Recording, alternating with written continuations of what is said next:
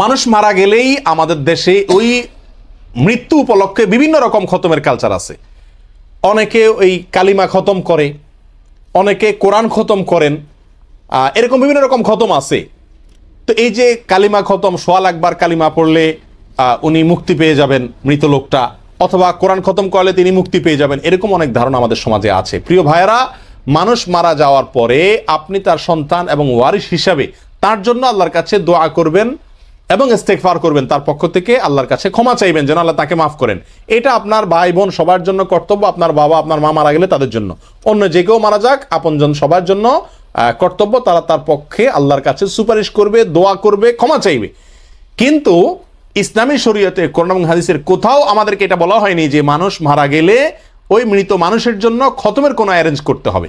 সেটা কোরআন খতম হোক, খতমে জালালি খতম হোক, কালিমা খতম হোক, সোয়াল আকবার হোক, আর যাই হোক না কেন, যত রকমের খতম আছে, কোনো প্রকার খতম, মানুষ মারা গেলে কোনো প্রকার খতম পড়ানো, এর কোনো কালচার সিস্টেম, এর কোনো পদ্ধতি বিধান ইসলামী শরীয়তে নাই। প্রিয় ভাইয়েরা, এ বিষয়ে বিশুদ্ধ তো দূরের কথা, কোনো জাল জয়ীফ হাদিসও নাই। নবী আলাইহিস সালাম বলেছেন, ইদা মাতাল ইনসান ইনকাতা আনহু আমালু, যখন মানুষ মারা যায় তার সমস্ত আমলের দুয়ার কি হয়ে যায়? বন্ধ হয়ে যায়। ইল্লা মিন সালাস, তিনটা আমলের দুয়ার খোলা থাকে। এক হলো, তিনি যদি কাউকে কোনো এলেম শিখায় যান, তাহলে সেই এলেম অনুযায়ী সে আমল করলে তিনি এটা সওয়াব পেতে থাকেন।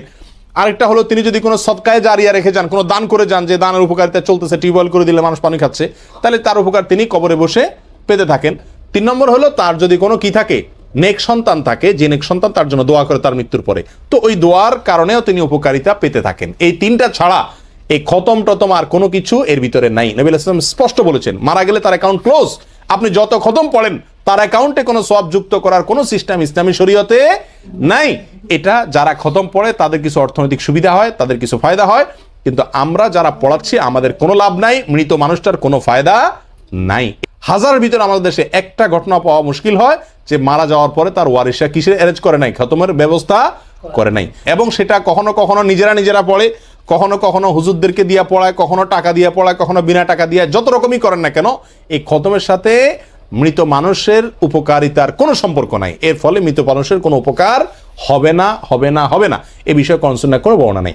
মৃত মানুষের জন্য আপনি দোয়া করবেন, তার পক্ষ থেকে দান সদকা করতে পারেন, তার পক্ষ থেকে উমরা করতে পারেন, তার পক্ষ থেকে হজ করতে পারেন, তার পক্ষ থেকে যে সমস্ত বৈধ কাজ আপনি করতে পারেন, কোরআন সুন্নাহ বলা হয়েছে, সেগুলো করবেন। কিন্তু খতমের কোনো সিস্টেম, সেটা কোরআন খতম হোক, আর ওই কালিমা খতম হোক, খতমে জালালি হোক, মৌলবি দিয়া হোক, নিজেরা হোক, এর কোনো বিধান ইসলামী শরীয়তে নাই।